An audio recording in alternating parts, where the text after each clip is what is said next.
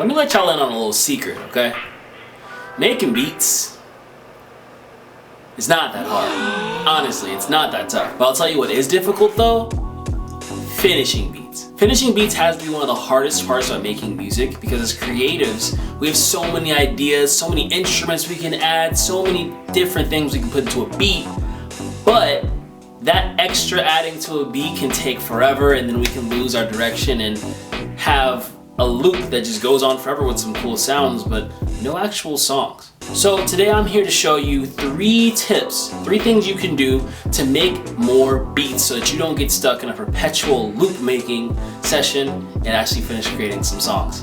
Let's hop into it. The first tip I want to give is producing with a template. For me, I have a set like 4 or 5 instruments that I use on a lot of my tracks. So what I do is I load them up. So I have a bass, piano, lead, pad, and 808, and some drums here.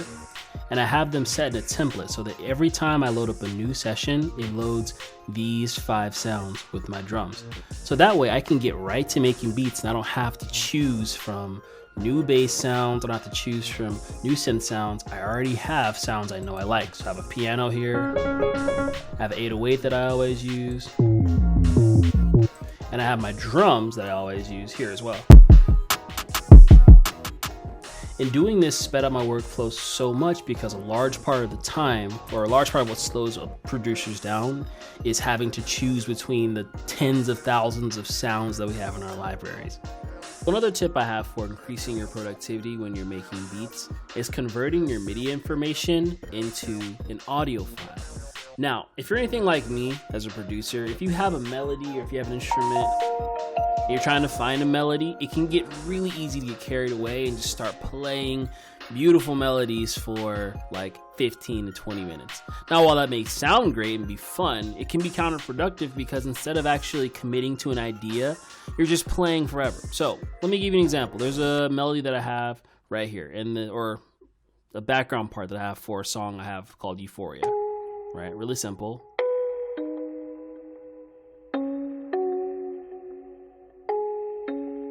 Right, very simple. Let's hear it in the context of the song.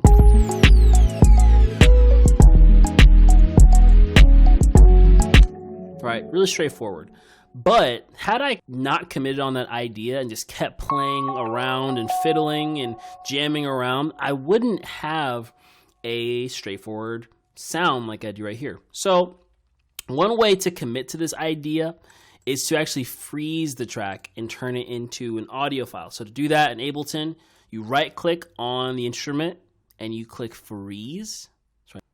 And once your track is frozen, you're going to right click it again and you're going to go down to flatten, and you're going to flatten this track. And voila, you've now created audio files instead of MIDI. And what's beautiful about this is you can't change this. You can't go and play, and as a result, that is very helpful because you can commit to ideas now and you can actually move forward and not get stuck on what melodies you can play. You commit and you can't go back to it. Mwahaha. All right, another thing I recommend for producing beats faster is producing with some sort of timer. Now, when I produce with timers, I typically like to give myself about 45 minutes to an hour to make the beat. Then I'll take about a 15-minute break and then I'll work back on the song for about an hour. Now you may be saying, okay, why do I do this instead of going straight through? Because I've noticed for me, working for longer spurts of time on beats allows me to kind of lose focus. And I've noticed that when I take a quick break and give myself some time, I come back a lot more focused, have a different perspective, and allows me to finish it and do more to it.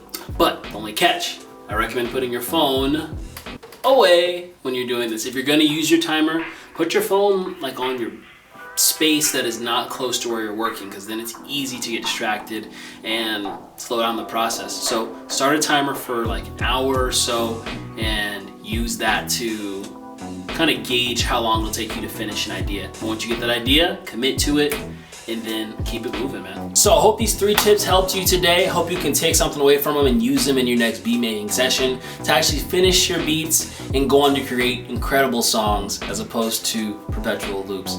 If you are new to this channel, consider subscribing. If you did that, hit the little bell and hit the post notifications as well. And subscribe to this channel. I post beat videos and also tutorials weekly on my channel. So get into that and I'll see you next time. Till next time, D signing off.